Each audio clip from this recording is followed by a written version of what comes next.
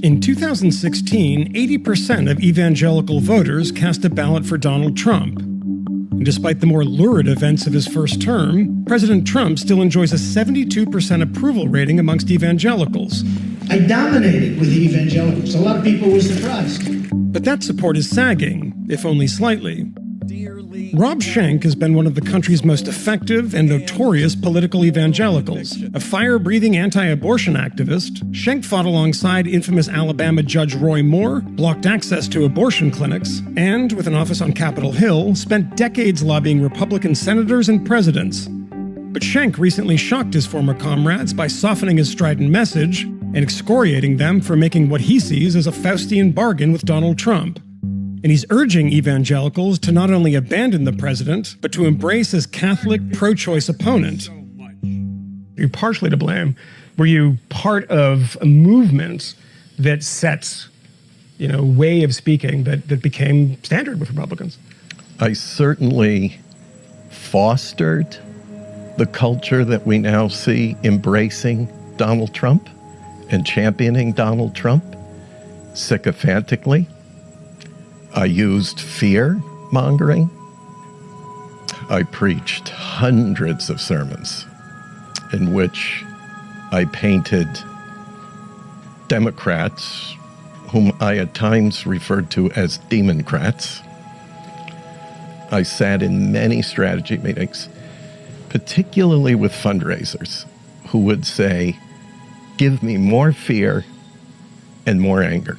We should have never done it. It should have never happened. That is the politicization of American evangelicalism. We should have never gotten in bed with the Republican Party." The history of politicizing religion is from bad to absolutely disastrous.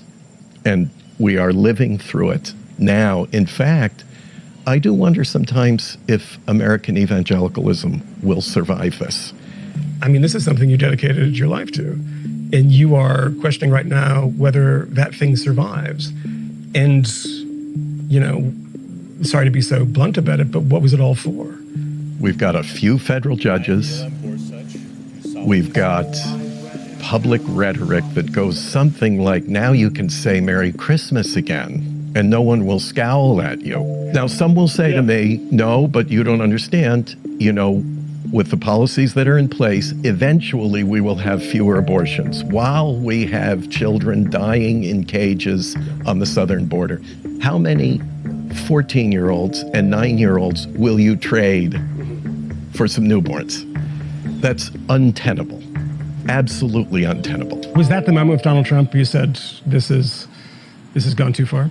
For me, it unfolded over, at least a few years. I had to walk away from the organization I spent 30 years building from scratch. As soon as I came out against Donald Trump, I was no longer invited to a pulpit, and that was my main source of recruiting financial donors for the organization. Money is used to control our voices. I can't tell you how many major donors sat down with me and said, "You go against Donald Trump, I'm withdrawing all my financial support." This happened to you? This happened to me. But you went against Donald Trump? I did. I think my colleagues would like to say some of the things that I'm saying now about Donald Trump, but they can't risk $100 million a year budget. But they risk something else. They certainly risk their integrity, their inner peace, and very often their families. Very often. And that's tragic. So there's a lot placed at the altar of Donald Trump. We just heard the Republican National Convention said we don't have policies anymore. We have no platform. It's whatever Donald Trump feels like doing today, this afternoon, tonight, tomorrow, Friday.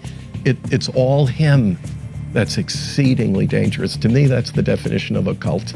What you have in the Republican Party now is a religious cult. If you look at the Democratic Party, its policies are far more consistent with what I call Sermon on the Mount and Matthew 25 priorities. Because you're, I mean, to be clear about this, you're very much in the minority. We're always going to be in the minority, but minorities can do very important things in a democracy. It just takes a small number of evangelicals to make a very big change in this election. We need to vote what is right and good regardless of party label. We need to do the most amount of good for the most amount of people in the most amount of ways for the most amount of time. That's why, for the first time in 44 years, I will vote for a Democrat for president.